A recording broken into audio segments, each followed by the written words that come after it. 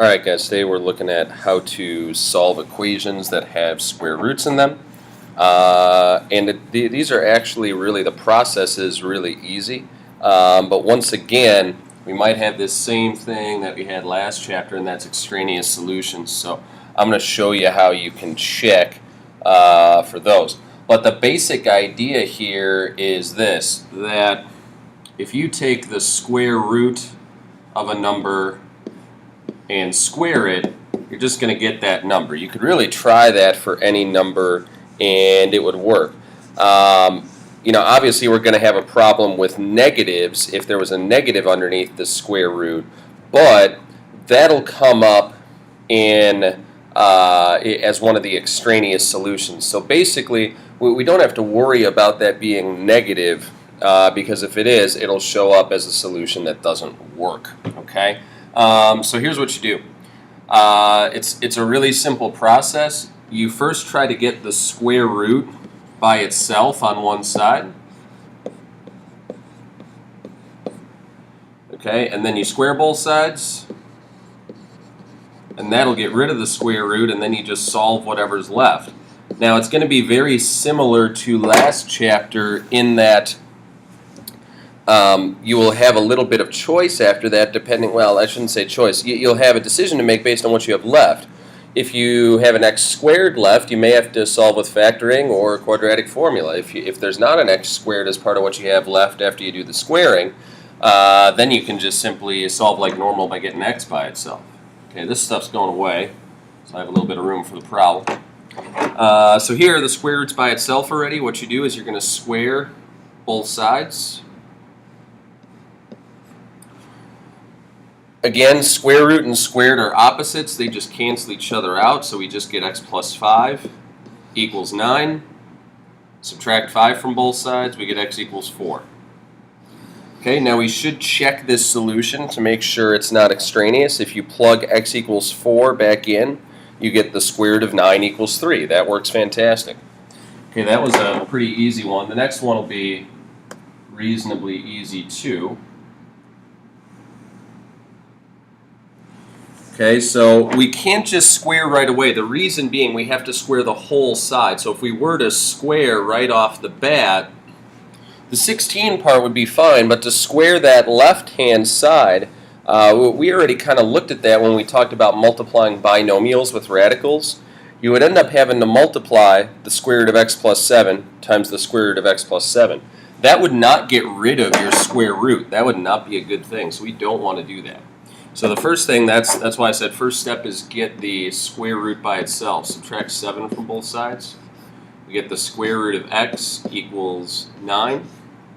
Now you can square both sides. We get x equals 81. We can go ahead and check that answer. If we plug back into the original, the square root of 81 is 9. 9 plus 7 is 16. Beautiful. Okay. Now, C is where we start getting a little bit tricky, because we're not going to simply have an easy to solve equation left. We're going to have to do a little bit of work. Okay. We're going to subtract 4 from both sides. You've got to get that square root by itself first. Then we are going to square both sides. Okay, so again, that's why you've seen me using parentheses a lot, because it helps me make sure I'm squaring the whole side. So again, the left side is still just a square root. Okay, when you square a square root, they cancel each other out, so we get 2x. Over on this side, though, x minus 4 squared, that's really the same as x minus 4 times x minus 4. If we multiply all that out, we get x squared minus 8x plus 16. Then what we have left is a quadratic. Okay, so we need to solve with quadratic formula, completing the square, or factoring. So subtract 2x from both sides.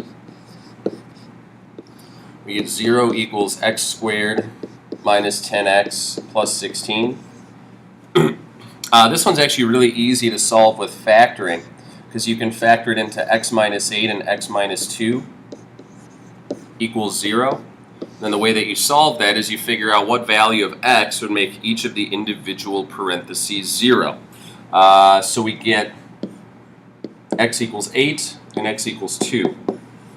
Now, if we look back at our original, both of these answers could work, or they could both not work, or one of them could work. We kind of got to figure that out.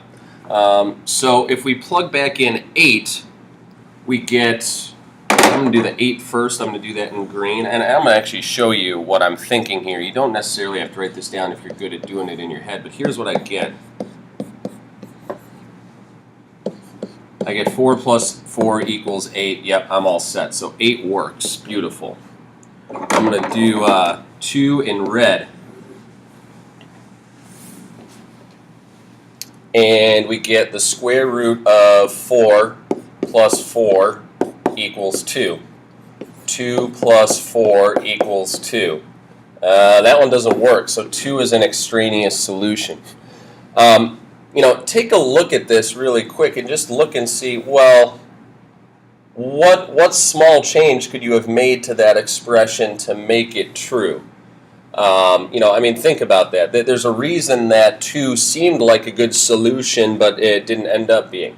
The basic idea is that, well, when we take the square, we know that if we square negative 2, we also get 4, but the square root of 4 is not negative 2, it's just 2. Okay, but if this were a negative, then it would have worked out fine, but it's not, because when we take the square root of 4, we get positive 2, not negative 2. So that's where that negative sign problem comes in, the fact that when we take the square root of a positive number, we're going to get a positive number. When we take the square root of a negative number, we don't get a negative number. We get just nothing. We get an imaginary number, which we'll talk about later in the year. So you kind of do have to, it's not as easy as last chapter where you can just check for a 0 in your denominator. You do have to really go back and really check these.